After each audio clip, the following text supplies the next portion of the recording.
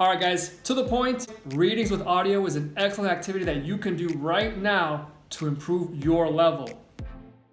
Hey, what's up, YouTube? This is Dan. Welcome to my channel. If this is your first time here, I like to talk about languages, the polyglot journey, and anything related. What is readings with audio? Now, reading and audio. You guys remember reading class or grammar class? Sitting there reading a book, everyone taking turns. All right, Dan, time to read page 3. And then we would read out loud. Exactly the same concept, except now we're going to take it to the digital level. So readings, yes, we're taking text, we're reading it. The audio part is now anyone that's used WhatsApp or Telegram or any of these messenger apps that are definitely not new anymore, widely used, sending an audio message. Now that's the combination. I got 3 talking points that will discuss the advantages of this activity. So let's get right into it. All right, so a quick explanation for how readings with audio work. Let's use WhatsApp as an example. So you're talking with someone, a contact, a study buddy, someone that you know, that you trust, that is willing to practice languages with you, or maybe even just a buddy that you know that speaks your target language. Go on Facebook, go on Instagram, pretty much any of these social networks that are filled with inspirational phrases. Find a phrase, type out the phrase. This is now in WhatsApp, we're typing out the phrase. Make sure that your keyboard is also in your target language. That helps out a lot. Type out the phrase, make sure it's a short phrase. Nobody wants paragraphs, you know, who's got time for that? A short phrase, send the phrase almost immediately after, send an audio reading the exact same phrase. The person receiving this is gonna have to know that you're gonna send them an audio and that they're gonna have to listen and also read it back. That's the activity in a nutshell. All right, first talking point. It requires almost zero thought and even zero ability. Yes, a lot of people, when you try to speak to them or when you are even listening, you might say, I don't know what you just said, or I don't understand. It happens both ways. In this case, you don't actually have to understand what you're reading. Of course, let's take it by faith that whatever it is that we got it from a good source. You can make some sense of how to sound it out. And what do? You use the knowledge that you already have and you sound it out. Now, of course, the audio that you're receiving will give you a hint as to pronouncing it as well. So you read, you listen, and you give it a shot. Second talking point. If done properly in this activity, you will read, write or type, speak, and listen. Now, the good thing about this activity is that you don't just do it one time and then you're done.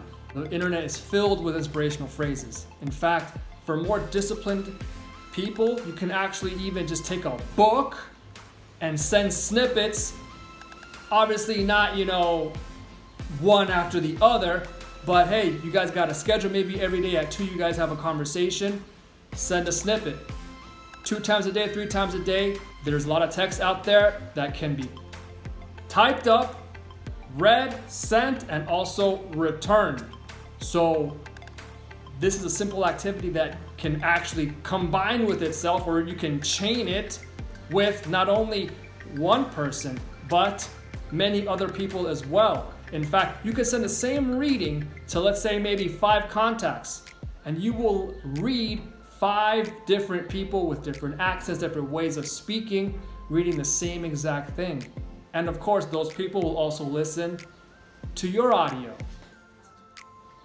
And last talking point, a really big one, is it'll help you get over your fear of speaking, fear of talking with another person. Yes, this is not a full-on conversation, but what you're essentially doing is using your voice to communicate with the other person, and the person does the same. You're able to do this activity with as many partners or study buddies or as many contacts as you can pretty much get in contact with. With some discipline, you are putting in a very good amount of effort speaking. And of course, most of these phrases that you get online, not all the time, but for the most part, the grammar is excellent. So you're training your vocal cords to say these phrases. A lot of these phrases are even common phrases. So you're actually doing it. And not only that, but you're doing that with a live person, with someone that can actually hear you and listen to you. All right, now in this section, I want to cover some doubts, some reservations. First and foremost, being corrected. Yes, corrections seem to be a mixed bag. Some people love them, some people hate them. All in all, this activity is more focused on doing rather than trying to perfect. Now, I know that goes a lot deeper than just this activity. It actually goes pretty deep when it comes to language learning. Think about how you feel about being corrected when you're trying to talk to someone, or vice versa. You might think, hey, please correct me as I go. Or you might think, no, I prefer to not be corrected unless I know the person very well. Everyone is different. But in this activity, it's important for the other person just to listen, to truly listen to your audio and to send their audio. Think about it. They have their audio, you have your audio. Both of them are listening. Both of you will see the differences. So there is no need to try and correct the other person or vice versa. You can totally do this without being corrected. It's okay. On a very similar note, sometimes when I first started doing this activity, I would send an audio. It's very important that the other person also participate, that they send their audio. Not just listen to your audio and say, oh, that was really good. Oh, that was good. Oh, that was good. And, just saying, yeah, good job, that really doesn't help. I guess once again, just like correcting, maybe people want to hear, hey, good job. And of course, the main thing is to actually make the effort. The more we attempt, the more we try, the better that we get. Let's try and stay away from needing validation. How was my pronunciation? Did I do okay? Don't worry about that. Do your best and keep going. So this is an activity that you can really just make it your own. After a certain point, you guys can freestyle, maybe one person in one language, the other person in another language.